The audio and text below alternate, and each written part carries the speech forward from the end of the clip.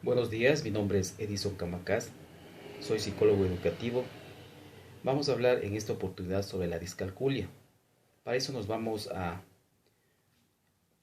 basar de la definición etimológica de la raíz griega que significa dis, significa dificultad con, y calculia, que significa cálculos medios.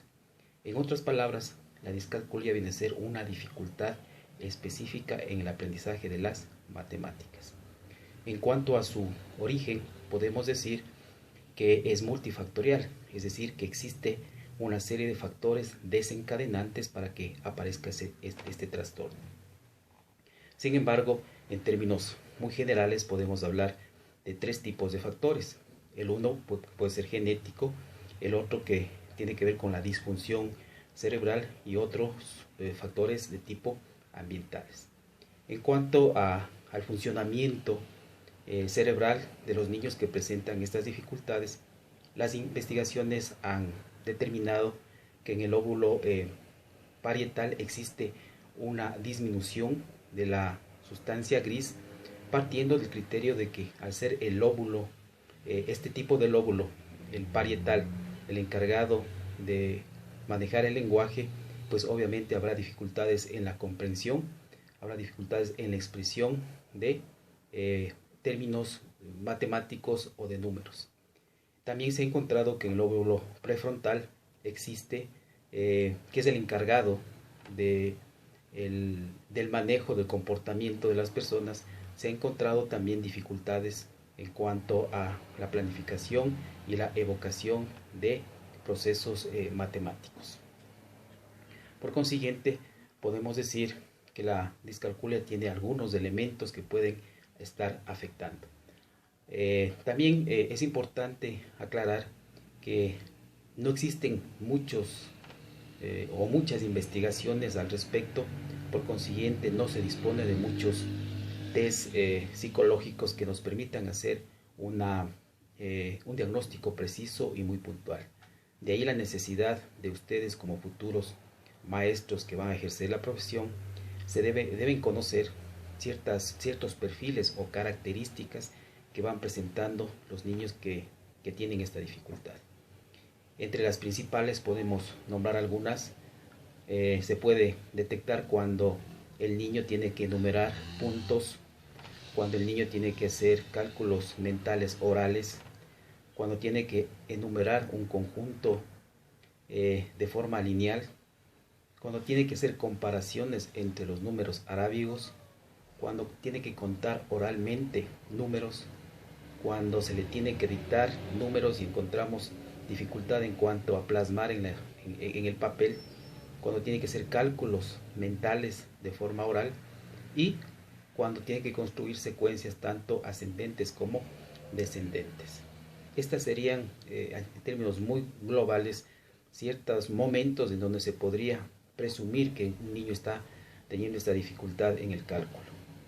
Adicionalmente, se tiene que conocer también las características o funciones que presentan, las características o síntomas, perdón, que presentan estos niños, que podrían ser varias, pero sin embargo voy a sintetizar algunas. Por ejemplo, la dificultad en cuanto a la organización espacial, la ubicación en columnas y en filas de los números, problemas en cuanto a establecer juicios o razonamientos matemáticos, la aplicación de procedimientos en la resolución de problemas también presenta un inconveniente, la memoria mecánica, el hecho de omitir o quitar o restar pasos cuando realizan una multiplicación o una división, el tener conceptos muy pobres sobre lo que es clasificar y sobre todo lo que es dividir. Por consiguiente, estos síntomas nos podrían también permitir hacer un acercamiento a una posible detección de la discalculia. Ahora, la gran interrogante es cómo intervenimos, qué hacemos, en qué áreas nomás debemos intervenir nosotros los maestros o de pronto el especialista, ¿no es cierto?, que está a cargo del niño.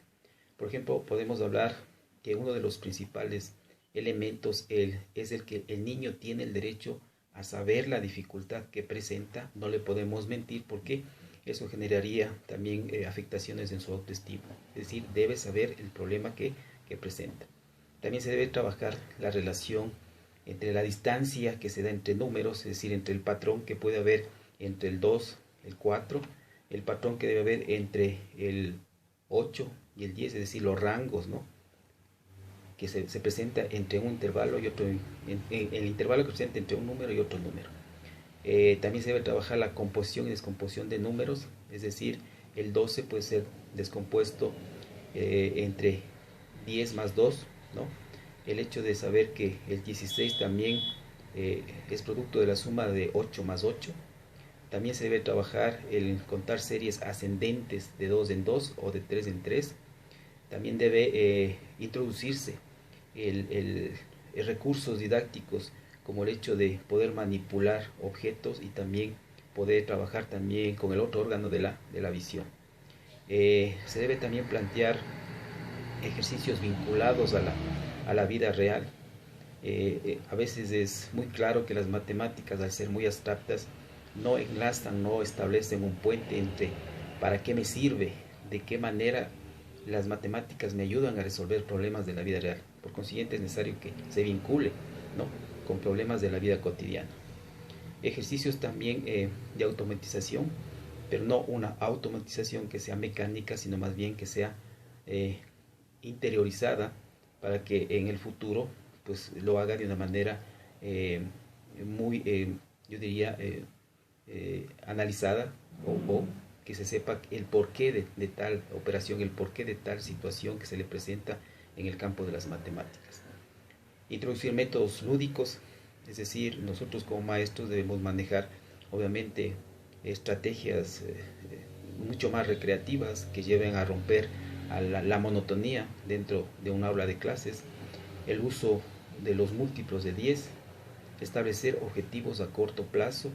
Sabemos que los niños con discalculia serán muy felices cuando nosotros reconozcamos pequeños logros, el no establecer límites, porque de entrada sabemos que el niño con discalculia tendrá dificultades en cuanto a cumplir límites, y si le presionamos pues podrá tener dificultades o se generará, mejor dicho, problemas en cuanto a ansiedad, angustia y desesperación al no poder cumplir con sus tiempos. También el uso de las TICs. Ustedes saben que actualmente se dice que los niños son nativos, yo diría más bien no nativos, sino más bien son muy, no sé si muy pegados a la tecnología. Por consiguiente, existen ciertos juegos o inclusive gratuitos que podrían ayudar para que el niño pueda trabajar también con las famosas TICs.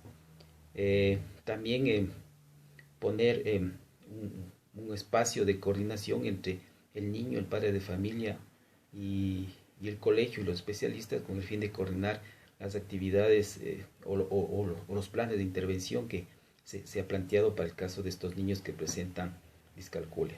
El trabajo en equipo entre compañeros, es decir, si bien es cierto que puede ser a veces contraproducente, pero con un trabajo previo de sensibilización al grupo de compañeros también se le puede insertar para que en función a esos modelos referentes y formas de resolver problemas matemáticos también les sirva como una forma de aprender. Finalmente, recordarles que la discalculia es crónica, es decir, no vamos a tener logros en un 100%, pero sí a través de las intervenciones se podría lograr mejoras que le permitan al niño y al adulto a futuro tener condiciones de vida mucho más manejables. Resumiendo, podríamos decir que es un trastorno que sí nos va a tocar enfrentar a nosotros los maestros. Por consiguiente, es necesario que sepamos profundizar inclusive el manejo de estas dificultades con el fin de proveer e intervenir de una manera muy oportuna y eficaz en el momento que se presenten estos inconvenientes. Gracias por la atención y de paso pues aprovecho la oportunidad para desearles éxitos en su futura vida profesional.